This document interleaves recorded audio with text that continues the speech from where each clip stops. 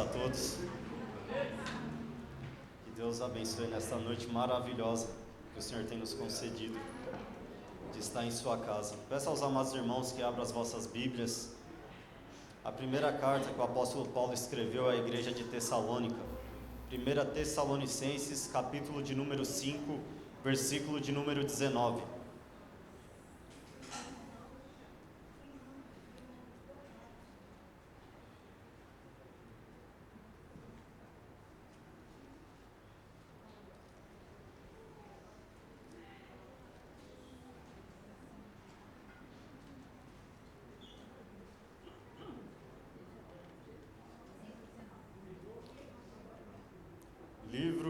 A epístola do apóstolo Paulo à igreja de Tessalônica, a primeira epístola, capítulo 5, versículo 19. Todos encontraram? Diz assim a palavra do Senhor: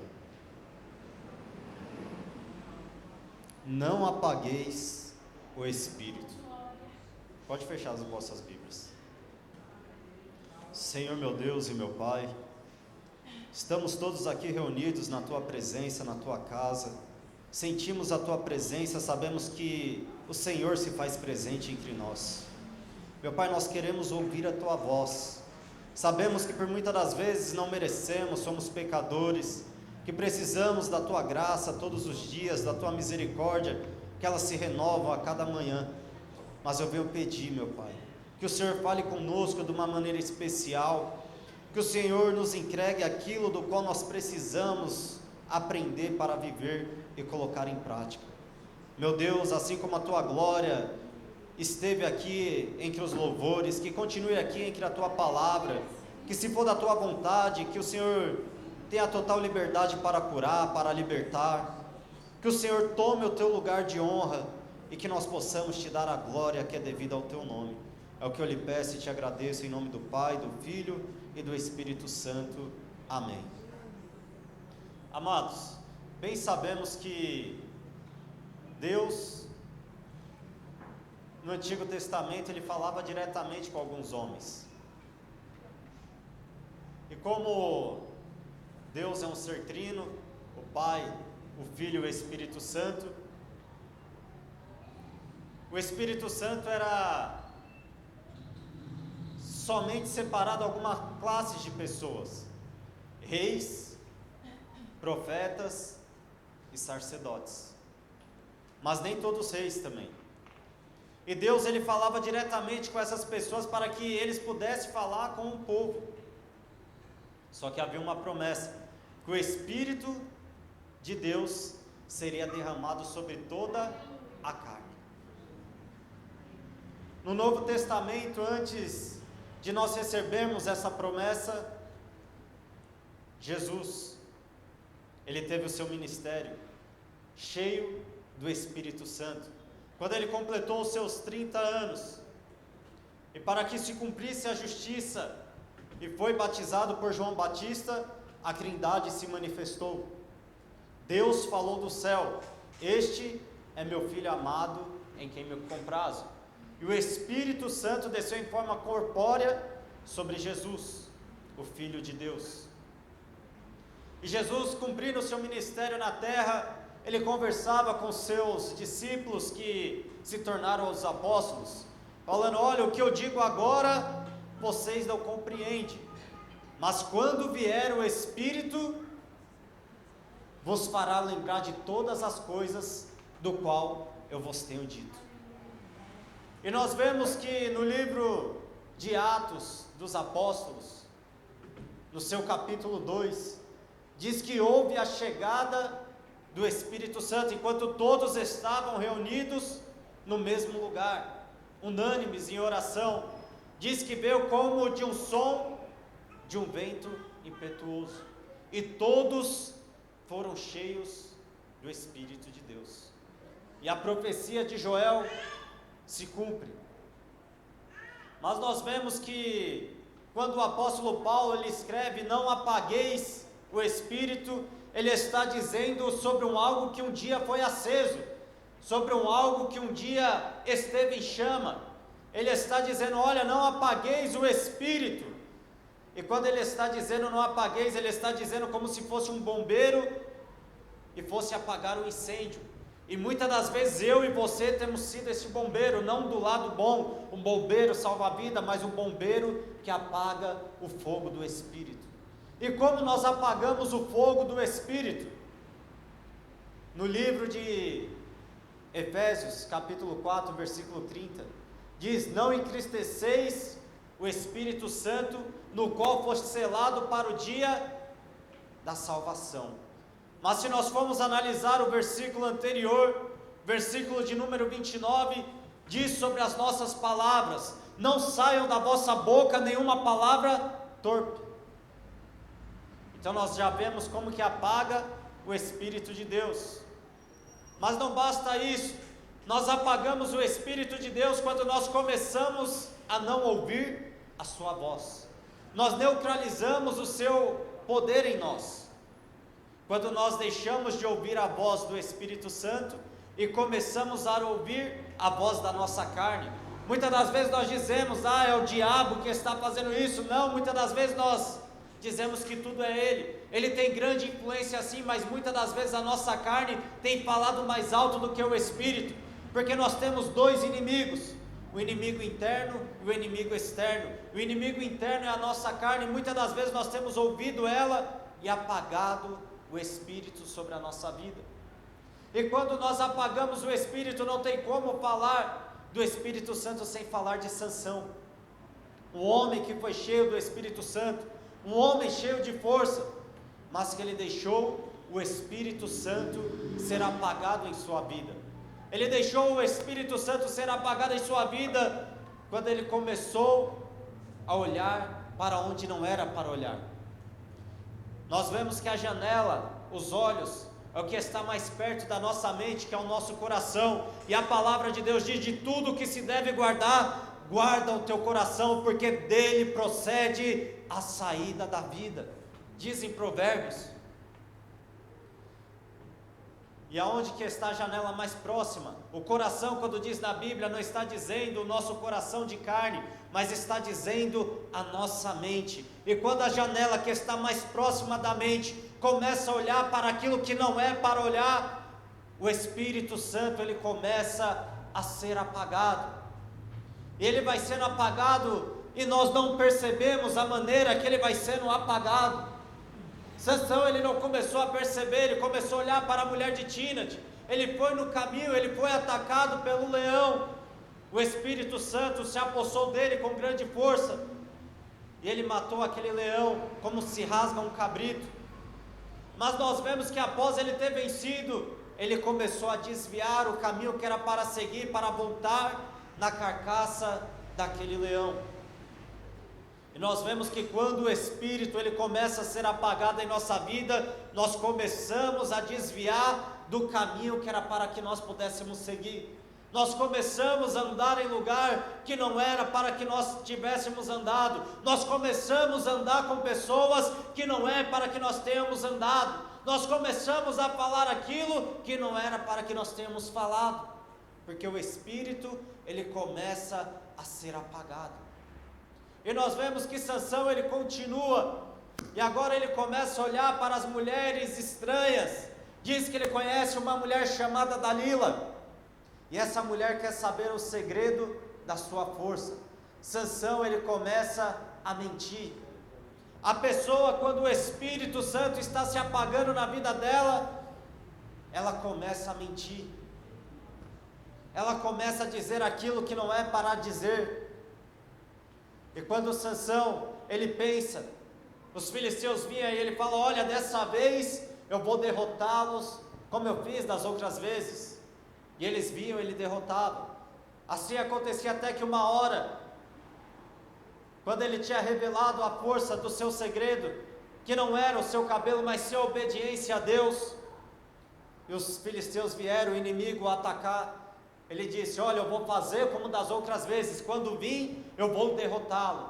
Mas ele não sabia que o Espírito de Deus já tinha se afastado dele, já tinha apagado a chama que estava sendo apagada aos poucos, que estava já ele desviando do caminho, mentindo e olhando para onde não era para olhar. agora tinha apagado de vez. E quando ele pensou que ia ter aquela força, a força acabou. Muitas das vezes nós dissemos: olha, no passado eu fazia aquilo na obra de Deus, no passado eu testemunhava, no passado eu pregava, no passado eu evangelizava, no passado eu orava, no passado eu lia a Bíblia, e agora eu vou fazer como das outras vezes. Eu vou ler a Bíblia e a inspiração vai vir, eu vou orar e o céu vai se abrir, eu vou evangelizar e as pessoas vão sentir a atração para ouvir a palavra de Deus, eu vou orar sobre o enfermo e ele vai ser curado, eu vou orar pelo endemoniado e o demônio vai sair. Mas você fala: vai ser como das outras vezes. E você vai orar, o demônio não sai. Você ora, o céu não se abre. Você lê a Bíblia, você não tem interpretação. Você não consegue mais orar, porque o Espírito de Deus se apagou sobre a sua vida. E Sansão, ele pensou: eu vou ter a mesma força, vai ser como antes. E nada aconteceu. O inimigo capturou, furou seus olhos e o levou preso. Assim acontece com a nossa vida. Quando o Espírito de Deus, ele se apaga, quando ele chega, ele avisa como um som veemente de um vento impetuoso, mas quando ele sai em silêncio. Nós não percebemos a sua saída, só percebemos quando nós vamos orar, e a nossa oração já não é mais como antes, quando nós vamos ler a Bíblia, e nós não conseguimos mais a interpretação, quando precisamos expulsar um demônio, e já o demônio não obedece, porque ele não obedece a mim e a você, mas ele obedece o Espírito, que está dentro de mim, e está dentro de você. Sansão ainda, no final da sua vida, ele conseguiu clamar a Deus, e Deus ouvir, e ele ser cheio do Espírito de Deus. Eu tenho uma boa notícia para você ainda nesta noite. Ainda que o pavio ele esteja fumegando, a palavra de Deus diz que ainda há esperança para o pavio que fumega. Não importa se você tem andado, não importa a maneira que você tenha vivido, não importa se o pavio esteja fumegando, eu tenho uma boa notícia para você. Deus, ele ainda quer acender a chama do Espírito sobre a tua vida. Nós sabemos que nos dias de hoje, Deus, ele diz na tua palavra, que ele não habita em templos feitos por mãos de homem.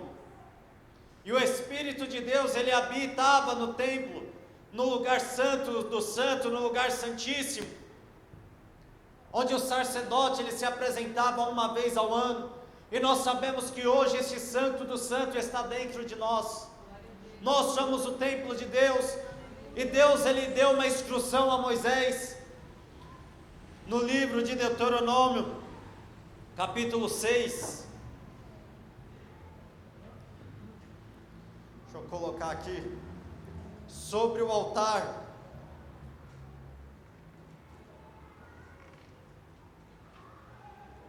Levítico 6, versículo 12 e 13, que diz assim: o fogo que está sobre o altar arderá nele, não se apagará, mas o sacerdote acenderá lenha nele cada manhã, e sobre ele porá em ordem o holocausto, e sobre ele queimará a gordura das ofertas pacíficas.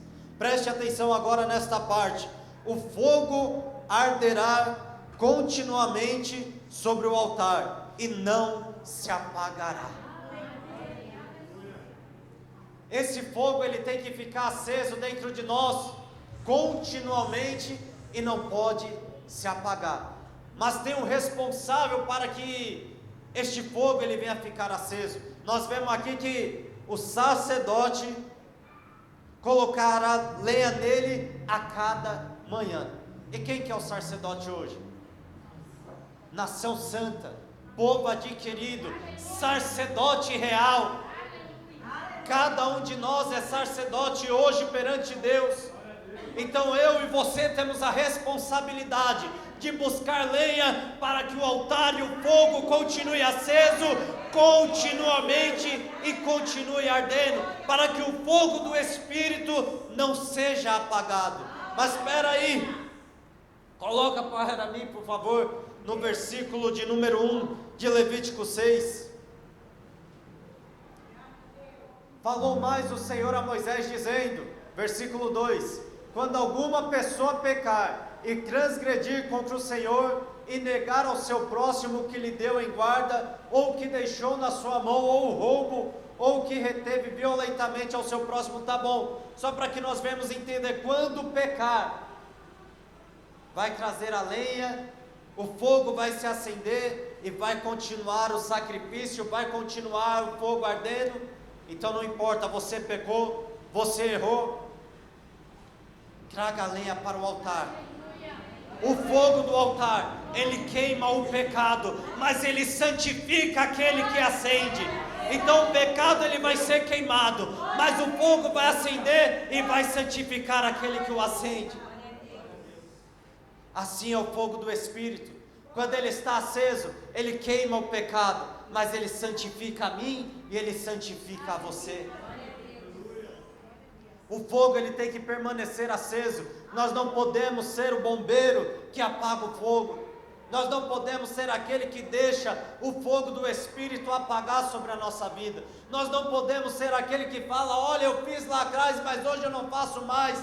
Igual muitos dizem, eu preciso voltar ao primeiro amor. Você precisa voltar ao primeiro amor. Eu vou te falar pela Bíblia. Diz em Apocalipse capítulo 2, versículo 5, olha, lembra-te de onde caíste, arrependa-te e volte ao primeiro amor. Só precisa voltar ao primeiro amor aquele que caiu, só precisa voltar ao primeiro amor aquele que está prostrado. Olha, não sou eu que estou dizendo, mas é a Bíblia. Se você precisa voltar ao primeiro amor, preste atenção, você está caído, você está caída. Porque aquele que está continuamente com o fogo aceso, ele sempre está no amor em Cristo. Então olhe, o único versículo que diz na Bíblia, para que venha voltar ao primeiro amor, é Apocalipse capítulo 2, versículo 5. E pela hermenêutica, a interpretação deste texto, ele está dizendo, lembra-te da onde caíste. Aonde caiu? O que mais faz com que o fogo do altar, com que o fogo do Espírito, ele se apague na minha e na tua vida? Diz que nós somos o templo de Deus, e que aquele que peca fora do seu corpo, contra o seu próximo peca fora, mas aquele que peca contra o seu próprio corpo, este peca contra o Espírito de Deus, o entristecendo. O que você tem feito através do teu corpo? O que você tem feito através do templo de Deus? Isso também faz com que o Espírito ele seja apagado. E ele não pode ser apagado, porque diz que através do Espírito nós vamos ter a nossa salvação. E se ele se apagar, aonde estará a nossa salvação? E se eu já não tenho mais o Espírito aceso dentro de mim, o que eu vou fazer? A vontade da minha carne. Eu não vou ter mais o entusiasmo pela obra de Deus. O pastor Paulo Venturim pregou aqui que entusiasmo significa ser cheio de Deus. E se o Espírito não está mais aceso na minha vida, eu já não sou mais cheio de Deus. Então que o entusiasmo, a interpretação, o poder da oração, o fogo do Espírito esteja sobre a sua vida. E que este fogo ele possa arder continuamente sobre a tua vida. Que ele não venha se apagar, que você não venha ser aquela pessoa que sempre fica dizendo, eu preciso voltar ao primeiro amor, eu preciso ser como era antes. Mas que o fogo ele arda continuamente, assim quando você se converteu, continue até a eternidade, quando o Senhor vier nos buscar. Amém?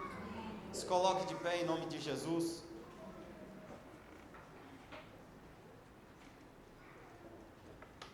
Senhor meu Deus e meu Pai, nós te agradecemos pela Tua palavra, nós te agradecemos por esta noite, que o Senhor tem nos concedido.